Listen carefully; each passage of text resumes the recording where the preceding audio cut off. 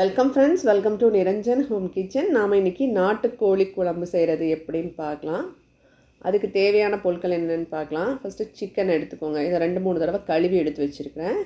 நான் இது 1 kilo chicken. அதுக்கு தகுந்தாப்பில் அளவுகள் இங்கே கொடுத்துருக்கேன். மிளகு, சீரகம், சோம்பு, கிராம்பு, சின்ன வெங்காயம், பூண்டு, ஒரு சின்ன சைஸ் தக்காளி, கொஞ்சமாக இஞ்சி, இதோட அளவுகளும் இங்கே கொடுத்துருக்கேன். தேங்காய் ஒரு 4-5 டீஸ்பூன் அளவுக்கு எடுத்துகிறேன். அதிகமாக நான் தேங்காய் சேர்க்கல.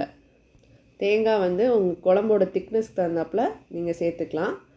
நான் கம்மியாக தான் சேர்த்துருக்கேன். இப்போ ஒரு குக்கரில் சிக்கனை போட்டு அதோட மஞ்சத்தூள், நல்லெண்ணெய் ஒரு 2 டீஸ்பூன் அளவுக்கு ஊற்றிருக்கேன். கொஞ்சமாக கல்லுப்பு,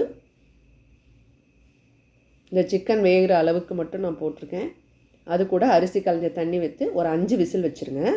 இப்போ அந்த குழம்புக்கு தேவையான மசாலாவுக்கு சின்ன வெங்காயம், பூண்டு, இஞ்சி, ஒரு தக்காளி, இதெல்லாமே நல்ல கோல்டன் கலர் வர வரைக்கும் நல்லா வதக்கிடுங்க. அது கூட எடுத்து வச்சுருக்க மிளகு, சீரகம், சோம்பு, கிராம்பு, அதையும் சேர்த்து வறுத்துருங்க.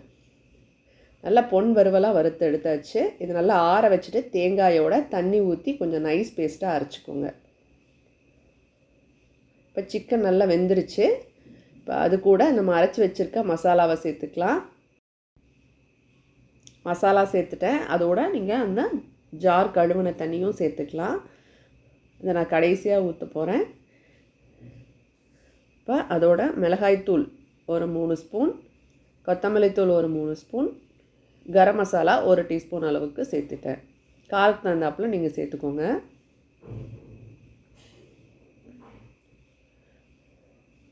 நல்லா தண்ணி ஊற்றி நல்லா கலந்து விட்டுக்கோங்க.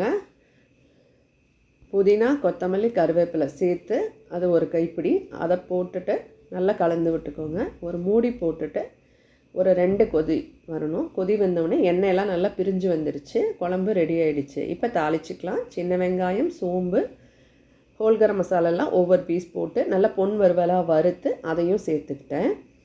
குழம்பு இறக்குறதுக்கு முன்னாடி ஒரு 2 டீஸ்பூன் அளவுக்கு மிளகுத்தூள் அதை சேர்த்துக்கலாம். நல்லா நைஸாக அரைச்ச மிளகுத்தூள், அது கூட 2 டீஸ்பூன் நல்லெண்ணெய் சேர்த்து நல்லா கலந்து விட்ருங்க. கலந்து விட்டுட்டு அதுக்கப்புறமா நம்ம சாப்பிடும்போது ரொம்ப நல்லாயிருக்கும். அந்த மிளகு காரத்தோடு இந்த குழம்பு சாப்பிடும்போது உடம்புக்கு அவ்வளோ நல்லது.